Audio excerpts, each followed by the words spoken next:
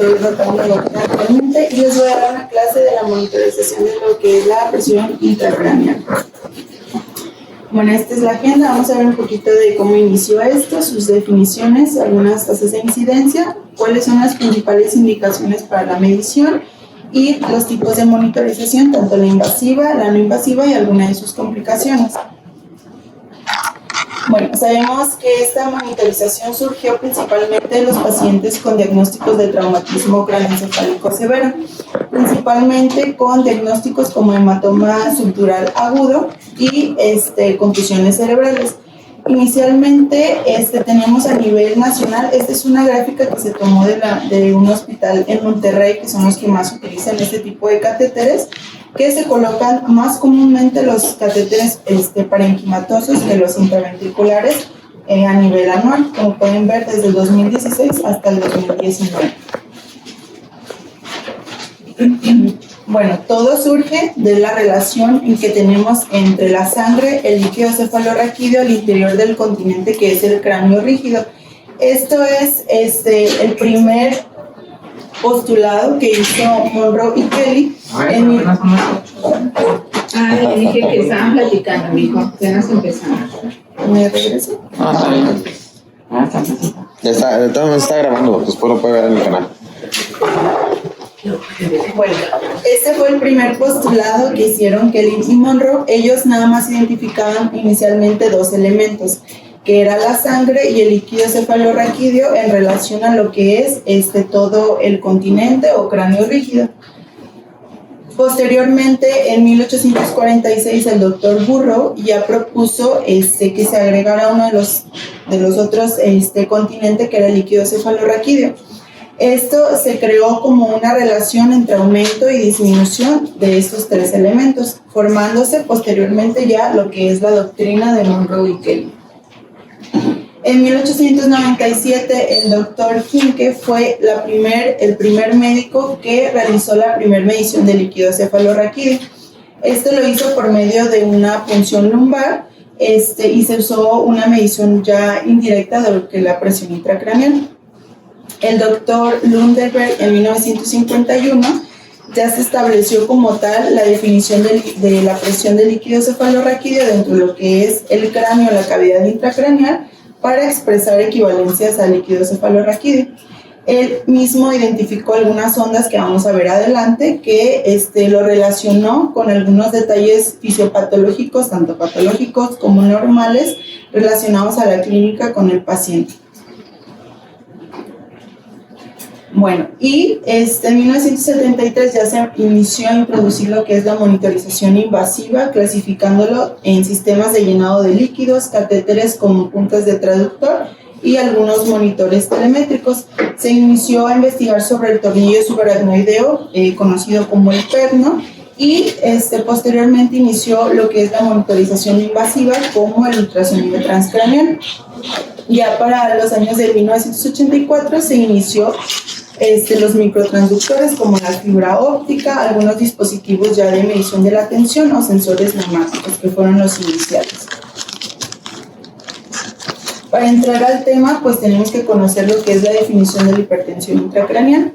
Sabemos que esto pues va a ser una condición que nos va a llevar a una elevación persistente de la presión intracraneal arriba de 20 milímetros de mercurio durante más de 5 minutos.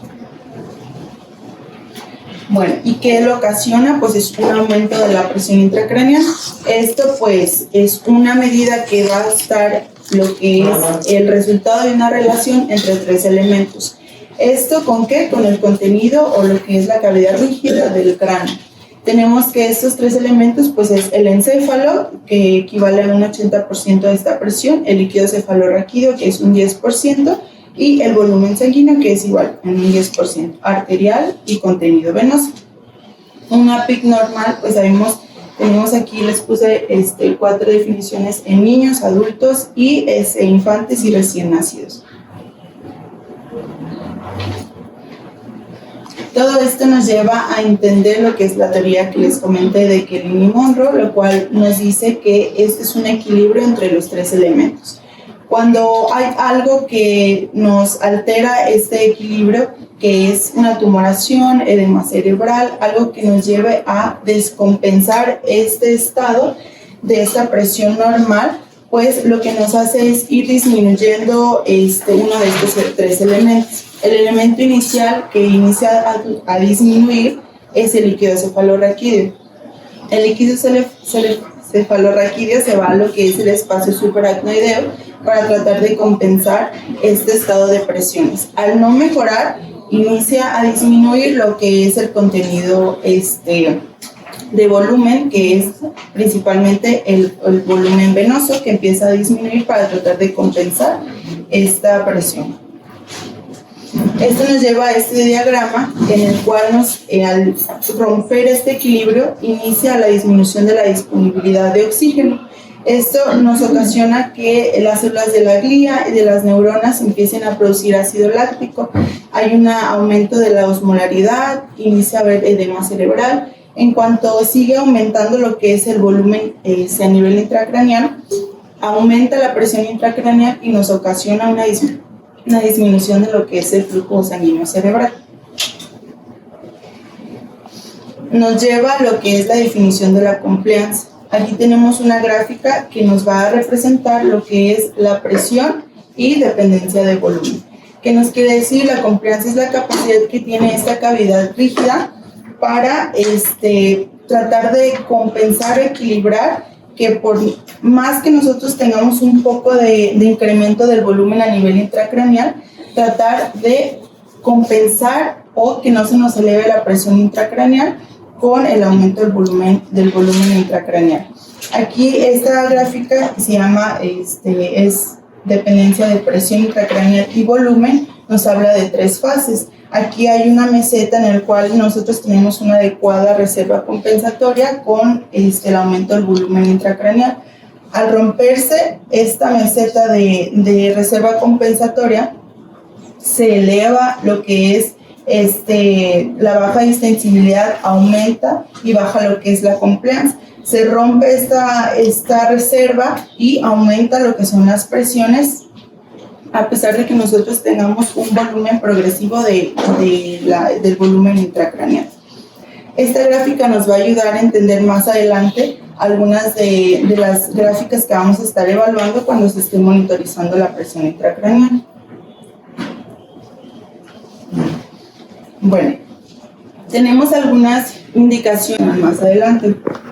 Los pacientes que sí requerían una monitorización estricta eran los pacientes con trauma de cráneo severo que tuvieran alguna contusión cerebral ya evidenciada en tomografía, pacientes que tuvieran ya datos de hipertensión intracraneal, que se hiciera una cranectomía o fueran posoperados de cranectomía descompresiva, y la monitorización nos fuera a ayudar para ver si el tratamiento descompresivo nos ayudó a disminuir esta presión intracraneal. Pacientes que ya son operados de cranectomía después de una evacuación de un hematoma supratentorial o agudo, que tuviera algunas alteraciones clínicas como midriasis, que el paciente tuviera anisocoria o episodios prolongados ya sea de hipotensión o de hipoxia. Algunos datos radiológicos, pues es el paciente que tenga compromiso de las cisternas basales, que tuviera obliteración, alguna desviación de la línea media, hematomas extra o axiales, que tuvieran lesiones parenquimatosas o que tuvieran una desviación de la línea media. Y todo paciente posoperado de cranectomía descompresiva, pues son indicadores para medición. En el último consenso del 2020 de Brain Trauma Foundation nos da una recomendación 2B, en la cual nos dice que todo paciente que tiene monitorización de la presión intracraneal va a reducir su mortalidad hospitalaria y 2 semanas de que el paciente se egresa o que tiene su lesión. Pero ¿de qué nos sirve valorar o qué nos va a ayudar valorar la presión intracraneal? ¿Y de qué nos va a ayudar a servir el análisis de sus curvas? Pues bueno, esto nos va a ayudar a medir lo que es la presión de perfusión cerebral, a regular el flujo o el volumen sanguíneo cerebral, su capacidad de absorción, pues el grado de reserva compensatoria que tiene el mismo y pues la efectividad de nuestras medidas para mantener esta presión intracraneal dentro de metas. Bueno, aquí tenemos una gráfica, es el registro de la presión intracraneal. ¿Sí? Se va a obtener de dos tipos de frecuencias. Una rápida sincrónica que se va a relacionar con el pulso arterial y otra lenta en relación a la frecuencia profunda de la respiración. De estas vamos a hablar un poquito más adelante. Estas curvas en su análisis vamos a tener que el de cada onda va relacionado o es equivalente a su latido cardíaco y el de su integral o tiempo que vamos a ver un poquito más adelante. ¿Alguien me puede decir qué representa esta gráfica o estas curvas? ¿Alguien me puede dar una idea de lo que significa? Bueno, pues la curva 1 representa la contracción ventricular, la llegada de la sangre a los coroides. La P2 se refiere a la ampliancia intracraneal y la onda P3 es pero es una onda dicrótica y que representa casi el cerrado de la válvula aórtica. Generalmente nos va a representar presión arterial venosa de lo que pasa al flujo a través del líquido cefalorraquídeo y del tejido cerebral. Y vamos a ver más adelante el nombre de las ondas. Estas ondas son semejantes a lo que es la curva de presión arterial. Tiene tres elevaciones, que es la P1, P2 y P3. En su fisiología normal, tiene un crecimiento de arriba hacia abajo y de izquierda a derecha.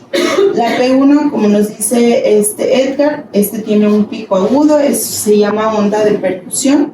Esa es una representación de la presión sistólica. La P2, que está aquí, es la onda tidal, tiene otro nombre. El resultado de la presión del líquido cefalorraquídeo va a estar representado en esta onda, que es el P2. Esta va a ser seguida de lo que es una onda dicrota, que es la P3. Esta onda va a ser la representación de la pulsación venosa. Esta es en una fisiología normal, representación normal. Dicho de otra forma, pues como lo dijo Edgar, es la P1, que es el golpe de la presión de los plexos coroideos. La P2 es de las grandes arterias intracraneales y la P3 pues es la representación diastólica. Como les dije, el crecimiento normal es de izquierda a derecha y es de arriba hacia abajo en cuanto a su amplitud. Cuando la presión de la PIC aumenta, pues obviamente va a cambiar lo que es la representación de las gráficas.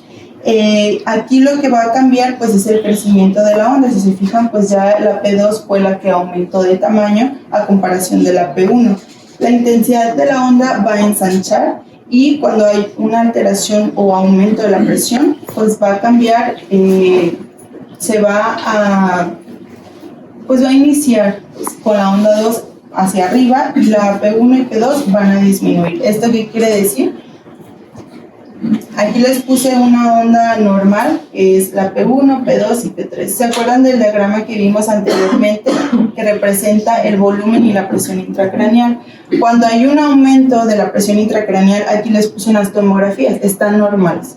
Aquí tenemos una compliance normal o un grado de compensatorio normal, que es la meseta normal que tenemos. Y las ondas pues están igual, P1 alto, P2 y la onda dicrota un poquito más disminuida.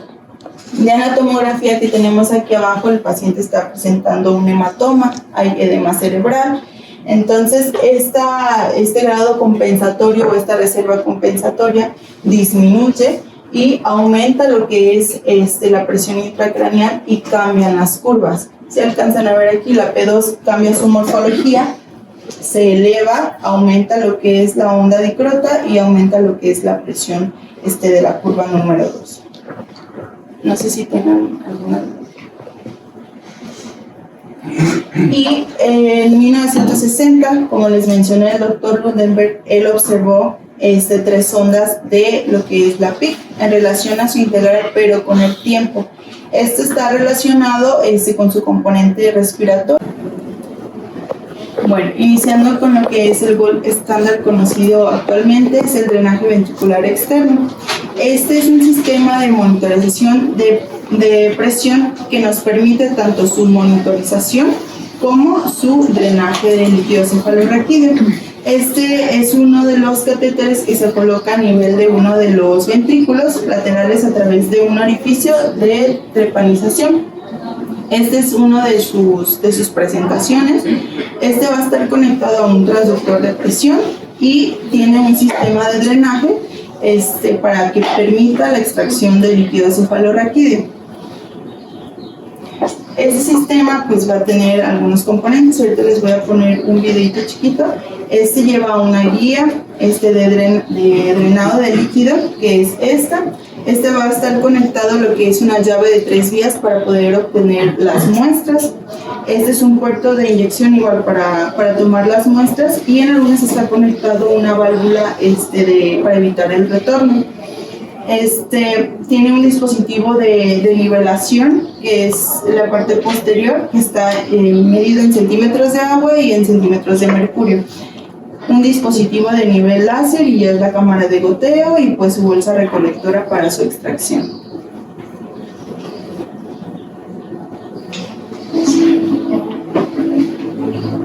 Está cortito. Ay, pero no se ve.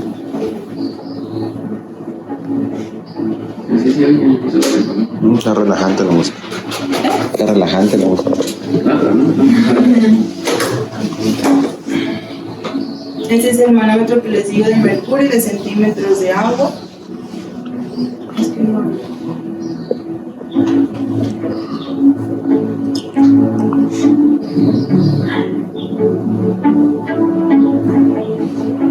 Todos los ruidos. Para la presión.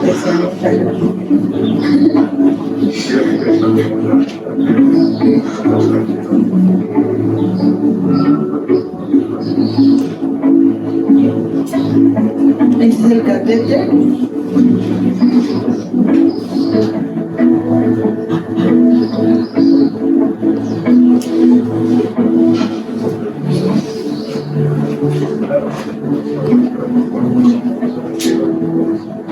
Este es su conector en Y para tomar muestras y administración de medicamentos. Y esa es su válvula para evitar el retorno.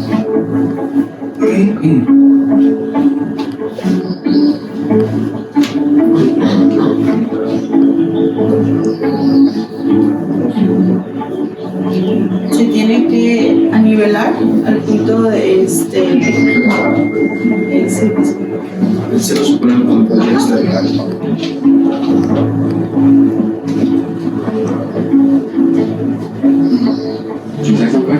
Sí.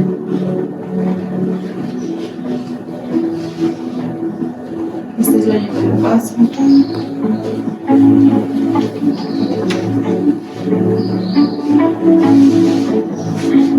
Esa es la llave que nos permite el drenaje, para ir modulando el drenaje de líquido cefalorraquídeo.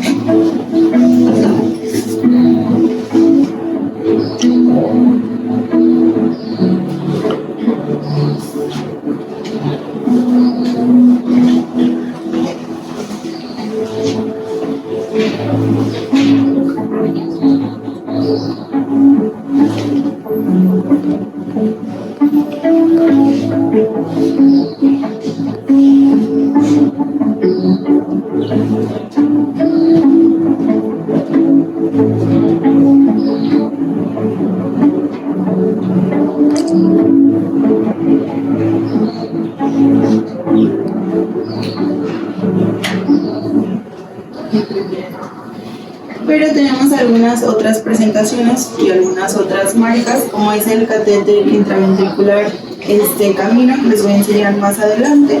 en el cual sabemos que su punto de inserción es el punto Kocher en la región coronal, ya a nivel medial pupilar de 2 centímetros por delante de lo que es la sutura coronal, que es este.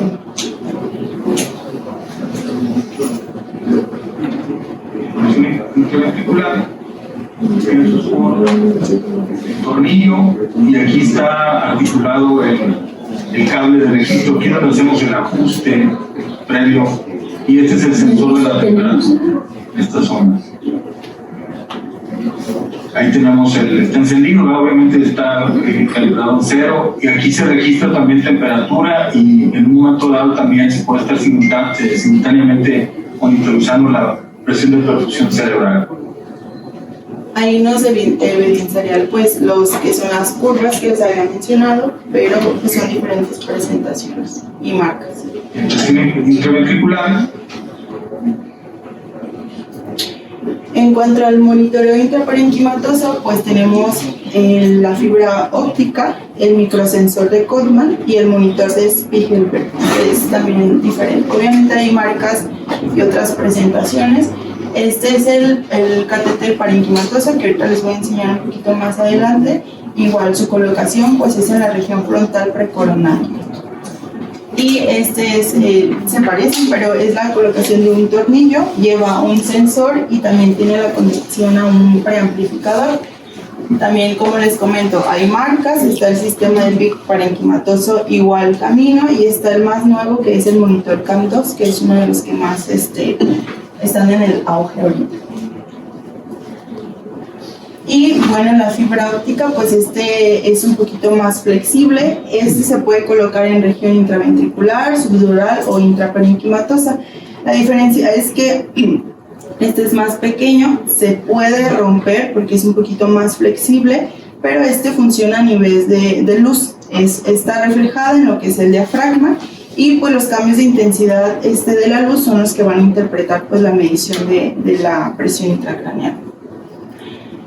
Como les mencioné, es más caro, no requiere pues como tal todo el pabellón que tienen el catéter intraventricular, se puede colocar igual en cama del paciente.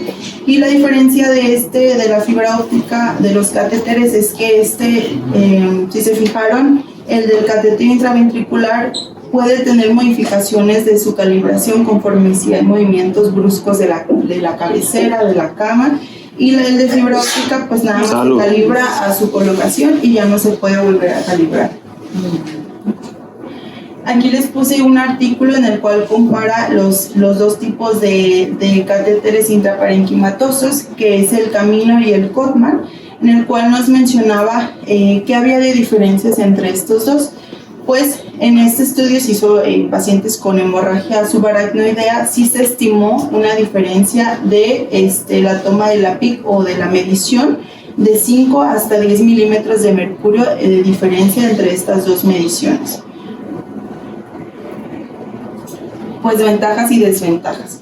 El catéter intraventricular, como les dije, es el gold estándar para este tipo de mediciones. Este tipo de catéter pues sí se puede recalibrar, pero igual como les menciono, en cada posición que tenga transductor se puede perder y puede haber tanto oclusión de catéter, ya sea por algunos restos cerebrales, por aire, y puede estar cambiando, darte unas presiones diferentes. Tiene más tendencia a infecciones. Y el tornillo subaracnoideo, pues sabemos que no hay como tal una lesión o violación a lo que es el tejido cerebral y tiene menos riesgo de infecciones, pero tiene riesgos, pueden causar edema cerebral. Y lo que es la fibra óptica, pues como les mencioné, se puede romper, es más caro, pero ya no se puede recalibrar. Una vez que lo calibras, lo colocas y ya no se puede haber modificaciones. ¿Cuáles son complicaciones? Los catéteres ventriculares, que es del que más hablamos, pues tiene algunas complicaciones, principalmente ventriculitis, meningitis e infecciones, que son los más comunes. Puede haber hemorragia u obstrucciones y desplazamiento del mismo. ¿Cuál es mejor? Pues tenemos aquí un estudio, es un metaanálisis en el cual nos refiere cuál de estos catéteres se infecta más o cuál tiene más complicaciones. Pues aquí mencionan que el catéter de ventriculostomía, pues es el principal en causar infecciones. ¿Cuáles? Pues tiene una tasa de 0 hasta 22%. Aquí les puse un estudio en el 2016, es retrospectivo, se utilizó en 288 casos, en el cual sí hay una tasa de diferencia de 9.6 de los catéteres y ventriculares en comparación de los catéteres intraparenquimatosos en cuanto a infecciones. Y esta tasa aumentaba en todos los pacientes que tenían un diagnóstico de hemorragia subaracnoidea, de hemorragia intraventricular y el uso concomitantes con algunos catéteres. Y estos pacientes tenían mayor incidencia de tener infecciones en la colocación del 5º y hasta el 11º día. ¿Aplicar o no aplicar tratamiento profiláctico? Bueno, en este estudio que les puse aquí menciona, dice, realmente el paciente amerita administrar un tratamiento profiláctico. Se evidenció que realmente el tratamiento profiláctico no presentaba una mejoría o evitar que el paciente tuviera un proceso infeccioso por la colocación de estos aparatos, sino había una mayor relación de presencia de sepsis y neumonía asociada a la ventilación en estos pacientes que tenían una administración de tratamiento profiláctico. De hecho, se evidenció que había una producción de catéteres de silicona estándar normal, que son intraventriculares, y otros catéteres que tenían una impregnación local antibiótica. En ese se evidenció que redujo mayor tasa de infección en los pacientes que se utilizaban este tipo de catéteres externos con esa impregnación antibiótica local a los catéteres estándar o de silicona que se utilizaban en vez de la administración de antibiótico sistémico profiláctico. De hecho, la Trauma Brand Foundation del 2020 da una recomendación, pues es nivel 3, pero sí menciona que es mejor utilizar este tipo de catéteres a la impregnación sistémica antibiótica. Y otra de las complicaciones pues es la hemorragia post-procedimiento. Estos dispositivos tienen un porcentaje de presentación de hemorragia. Se hizo un metaanálisis de 2.428 pacientes en los cuales se evidenció pues la tasa de presencia de hemorragia en un 7%. Y dar o no tratamiento profiláctico, pues evidenció que había un riesgo trombótico de estos pacientes posterior a su colocación, en lo cual se evidenció en 2 metaanálisis que sí hay una evidencia, pues el aumento del riesgo de sangrado en los pacientes que se inicia un tratamiento profiláctico en menos de 24 horas, a pesar de su riesgo trombótico. Este es otro estudio retrospectivo, son 46 pacientes en los cuales sí se demostró una tasa de aumento del volumen del hematoma posterior al tratamiento tromboprofiláctico si se administra en menos de 24 horas o de 24 horas posteriores.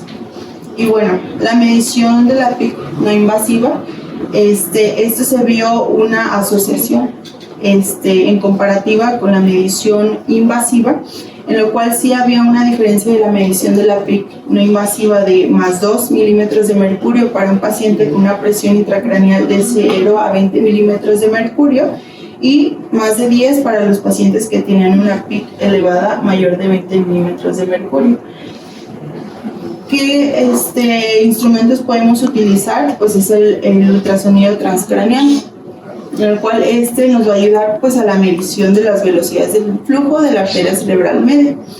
Tenemos que evaluar el índice de pulsatibilidad, la velocidad de media de flujo, el flujo sistólico y el diastólico. Bueno, ¿qué nos dice el ultrasonido transcraneal? Va a tener una relación el índice de pulsatibilidad arriba de 2.3 con una correlación arriba de 22 milímetros de mercurio en el PIC. Basados en esta fórmula que les puse aquí, nos puede decir, conforme Belen y Colts dio una relación o una correlación de la presión, del índice de pulsatibilidad con la elevación de la presión intracraneal. los cuales nos representa que un PIB elevado secundario a las resistencias que hay vasculares, hay una velocidad sistólica alta y representado con una velocidad diastólica. La medición de la presión intracraneal conforme a un ultrasonido transcraneal tiene una sensibilidad del 89% y una sensibilidad del 98%. No es la única forma por medio de ultrasonido que podemos medir lo que es el diámetro de la vaina del nervio óptico. ¿Y esto por qué? Porque al ir bajando el líquido cefalorraquídeo por el espacio subaracnoideo, rodea lo que es la vaina del nervio óptico, y cuando hay una inflamación o elevación de lo que es la presión intracraneal, pues se puede evidenciar por el diámetro de la vaina del mismo, en el cual está representado que una elevación de la PIC arriba de 20 milímetros de mercurio se puede representar con el diámetro de la vaina del nervio óptico de 5 a 6 milímetros. Aquí les puse una tabla y tiene una sensibilidad del 83.3% y una especificidad del 93%. Sabemos que esto es monitor dependiente, por lo cual tiene un margen de error del 10%. Y no nada más se puede medir conforme el diámetro de la vaina, sino se puede medir lo que es el globo ocular a nivel horizontal, conforme esta fórmula que tenemos aquí, que es el diámetro en milímetros por 5.69 menos 8.23 nos puede dar una estimación igual de lo que es la presión intracraneal. Pues, creo que esto.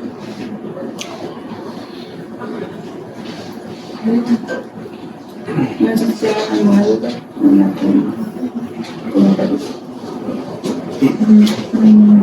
Pues me llamó la atención, no sé si escuché bien que comentó que por el catéter se puede poner medicamento.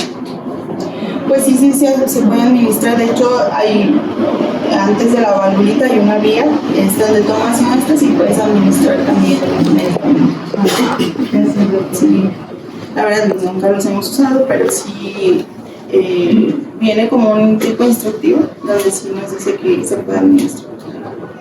¿Tú los has usado? Sí, en el hospital sí tenemos ese sistema de reacción ventricular externa con el Metricet y pues el marcador que te da tanto en milímetros de mercurio como en centímetros de agua. Entonces pones el cero a nivel del conducto auditivo externo, es un mecanismo de compuerta. Entonces vas elevando el Metricet y cuando se crea un gradiente de presión entre el ventrículo y el Metricet, se abre la compuerta y empieza a gotear el líquido cefalorraquídeo y eso te da un estimado de la presión intracraneal. En un sistema que pues, va a ser el ventrículo y otro sistema que va a ser el sistema recolector, y por el mismo catéter se puede administrar medicamento intratecal. Hay un comentario que tenía la guía 2022 de la AJA. Es una diapositiva que comentaba que el manejo de la evacuación del hematoma de fosa posterior era mayor a 30, que actualmente es menor a 15, de acuerdo a la actualización de 2022.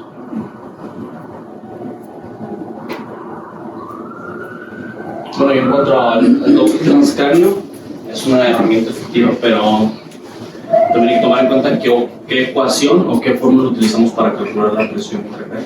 La que nosotros usamos ahí en nuestra práctica clínica no sé de dónde salió, pues yo he revisado otras ecuaciones que tienen son más difíciles de hacer, no son prácticas porque utilizan números imaginarios, una serie de cosas.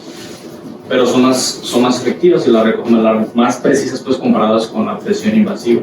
Y la recomendación es que el umbral que utilicemos para considerar presión intracraneal, cuando utilizamos el Doppler transcráneo, es que nos subamos alrededor de entre 4 y 6 milímetros de mercurio para considerar que sí está elevada. Es decir, cuando nosotros detectemos 20 milímetros de mercurio en el transdoppler, no considerarlo como presión intracraneal, sino cuando esté por encima de 24 o 26. Me llama la atención pues que siempre uno de los criterios menores que utilizan para determinar si un paciente es candidato a colocación de monitorización invasiva es reactividad pupilar anormal. Pero difícilmente, yo no he encontrado exactamente a qué se refieren con reactividad pupilar anormal. Al menos clínicamente a mí me parece que es difícil evaluarlos objetivamente, y más cuando los pacientes están sedados y con diversos medicamentos. También sería importante pues saber qué tanto afectan los diámetros pupilares los medicamentos, porque a veces de FAUL consideramos que todos los sedantes afectan las pupilas, pero realmente los que tienen más impacto es el fenobarbital y la desmetilomidina. El resto de sedantes que yo he revisado, el impacto que tienen en cuanto al diámetro en reposo pues no es mucho, pues, o sea, difícilmente te van a llevar la pupila debajo de 2 milímetros.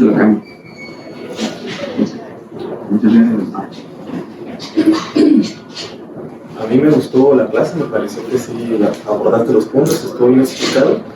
Nada más como observación técnica, creo que tus referencias no estaban acorde a lo que ibas presentando, porque nada más usaste 2 referencias y hablaste de diferentes estudios, ponía diferentes estudios, pero sería la misma referencia y había diapositivas que no estaban referenciadas, entonces hay que corregir eso, porque, por ejemplo, lo que comenta él de lo que quería corroborar de dónde salió esa fórmula, ahí venía una referencia que probablemente en esa referencia no venía nada de la fórmula de la que estabas hablando. Entonces, sí es importante para nosotros poder corroborar la información que tú nos estás explicando.